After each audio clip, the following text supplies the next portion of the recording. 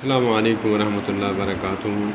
امام احمد بن حنبل رحمۃ اللہ تعالی علیہ کا واقعہ آتا ہے کہ مسئلہ چلا کہ قرآن جو ہے اللہ کی مخلوق ہے۔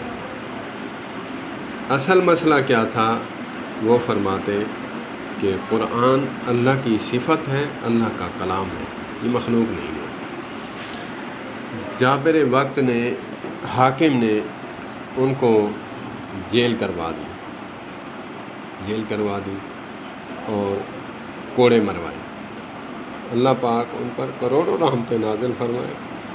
ان کے ایمان کے کیا کہنے، ان کے ایمان کے یہ واقعات سن کر میں کسی کو کیا کہوں، میں تو اپنے آپ کو مسلمان ہی تصور نہیں کرتا کہ ہم چھوٹی چھوٹی بات پر ایمان کو خیر بات کہہ دیتے ہیں۔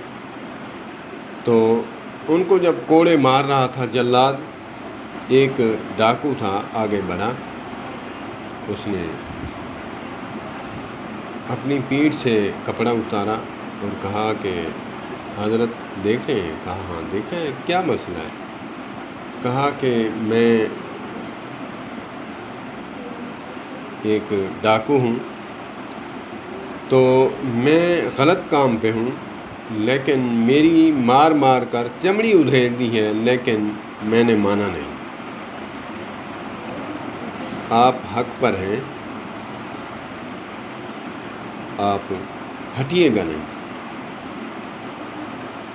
رات کو جب تہجد میں بیٹھتے تو اس کے لیے دعا فرما رہے تھے، اللہم ارحم ابو الہیثم۔ اللہ اکبر۔ حضرت عبداللہ امام احمد بن حنبل رحمۃ اللہ تعالی علیہ کے بیٹے ہیں۔ پوچھتے ہیں کہ بابا جانی آپ کس کے لیے دعا کر رہے ہیں؟ یہ تو ڈاکو ہے۔ وہ فرماتے ہیں کہ میرا ایمان پختہ کرنے والا، میری کمر بندھوانے والا وہ شخص تھا، اسی لیے اس کی دعا کر رہا ہوں، نہیں تو میں لڑکھڑا جاتا۔ تو دعا فرماتے ہیں۔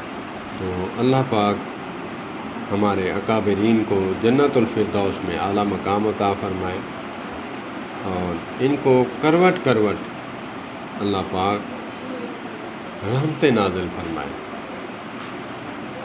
ہمارے اکابرین اسلاف، ان کی قربانیاں ہیں، ان کے ایمان کے واقعات سن کر میں کسی کو کیا کہوں، میری اپنی کیفیت یہ ہوتی ہے، میں اپنے آپ کو مسلمان ہی تصور نہیں کرتا کہ ہم ایسے مسلمان ہیں جو ذرا سی بات پر اپنا ایمان جو ہے ڈاواں ڈول کر بیٹھتے ہیں، بیچنے کو تیار ہو جاتے ہیں۔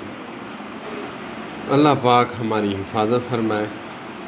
اللہ پاک امام احمد بن حنبل رحمۃ اللہ تعالی علیہ کو جنت الفردوس میں اعلیٰ مقام عطا فرمائے۔ والسلام علیکم ورحمۃ اللہ وبرکاتہ۔